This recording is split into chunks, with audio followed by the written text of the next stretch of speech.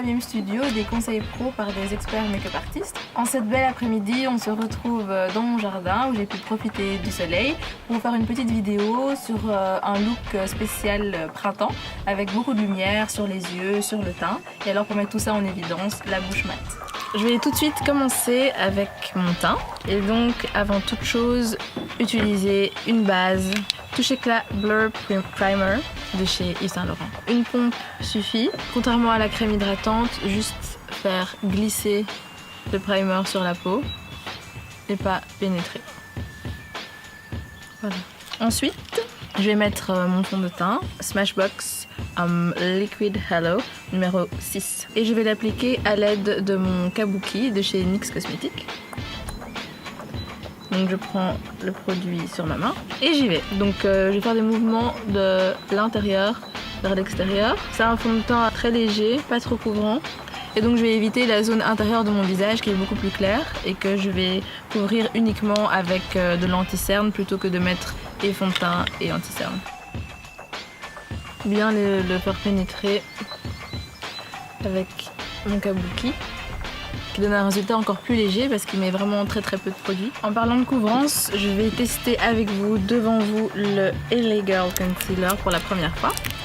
Je viens tout juste de l'acquérir et donc j'ai pris la couleur Fawn, comment on dit? Fawn.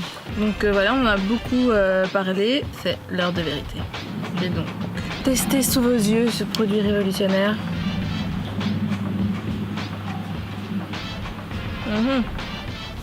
Je vais estomper à l'aide de mon Beauty Blender, auparavant humidifié. Ah ouais, effectivement, c'est très couvrant, mais j'aime ça. Donc en général, j'aime pas trop de couvrance au niveau du fond de teint et de la peau. Par contre, je trouve que j'ai des cernes vraiment très marquées, donc j'aime bien les anti-cernes et les correcteurs couvrants, voire très couvrants.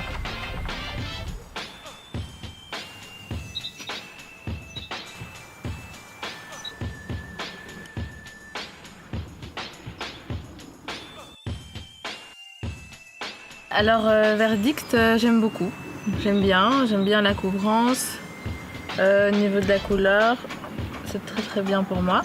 Je vais donc passer à la poudre, la NC45 Studio Fix de chez MAC Cosmetics.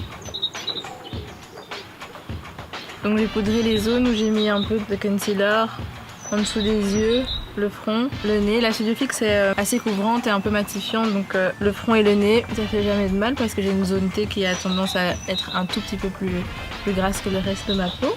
Et un tout petit peu en dessous des joues, comme ceci. Et bien sûr un petit coup de contouring avec le Sculpting Kit de chez Make Up For Ever. Et donc ça, juste en dessous de l'os de la pommette, en partant de l'extérieur vers l'intérieur, et bien estompé, juste pour donner un peu de relief, mais je vais pas faire un contouring très marqué. Enfin quasiment pas en fait. Maintenant, je vais faire mes sourcils qui ont été légèrement épilés depuis la dernière fois. Comme je disais, j'ai vraiment envie de les laisser repousser, mais j'ai quand même nettoyé un petit peu au-dessus et un petit peu en dessous avec de la cire, mais donc je n'ai pas restructuré et fait de changement au niveau de l'épaisseur. Alors je vais remplir encore mes sourcils, toujours en imitant le poil. Et cette fois-ci, je peux me permettre de tracer des lignes un petit peu plus droites au-dessus et en dessous. Comme ils ont été épilés, ils ont déjà une forme qui est plus structurée. Et donc je vais quand même faire le contour des sourcils au crayon avec des lignes plus droites.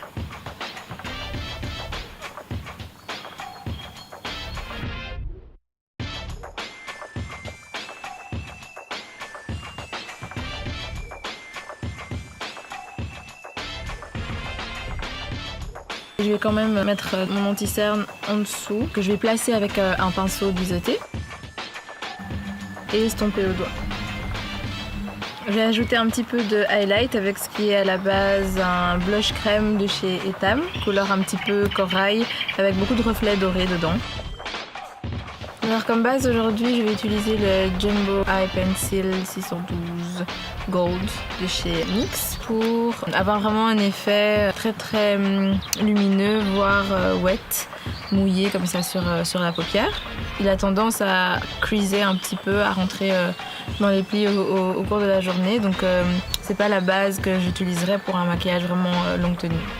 Donc là j'ai bien le mettre partout sur la paupière mobile. Et quand même le diffuser de manière homogène avec le doigt. Parce que si je passe juste le crayon, on voit des espèces de coups, de hachures que je n'aime pas du tout.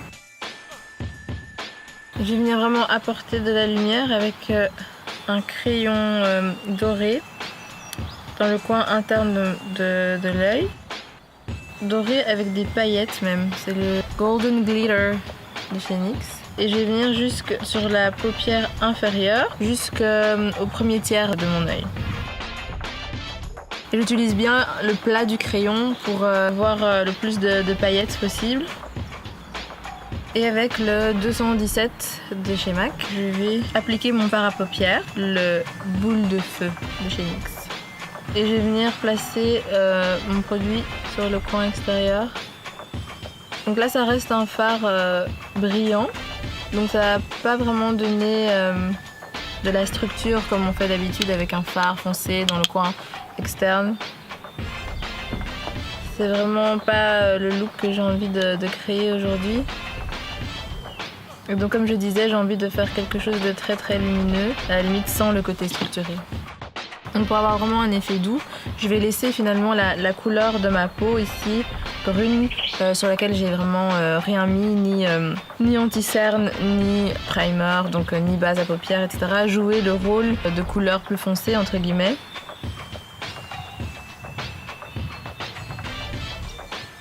Du coup, je vais aussi faire bien attention de ne pas aller trop loin avec mon fard, pas donner un regard tombant non plus. Je vais ajouter un tout petit peu d'eyeliner pour donner quand même de la définition au niveau du ras des cils. Et donc celui-ci, c'est le matte liquid liner de chez NYX en black. En ce qui concerne la pointe, je m'arrête toujours un tout petit peu avant la fin de mon œil.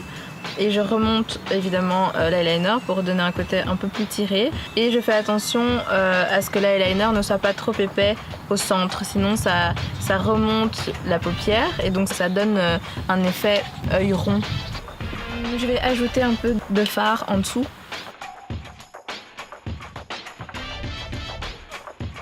Un peu de mascara. Et donc cette fois-ci c'est le Great Lash de Maybelline. Je crois que c'était mon premier mascara. Je savais même pas comment il s'appelait, mais je dirais que c'est le rose et à capuchon vert. Et de temps en temps, c'est bien de retourner aux sources.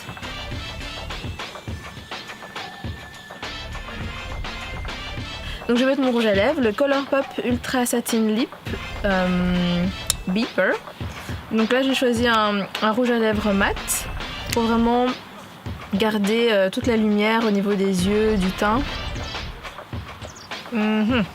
Je vais utiliser un lip liner, le Chestnut de chez MAC, pour quand même donner un peu de relief. Et voilà le look final.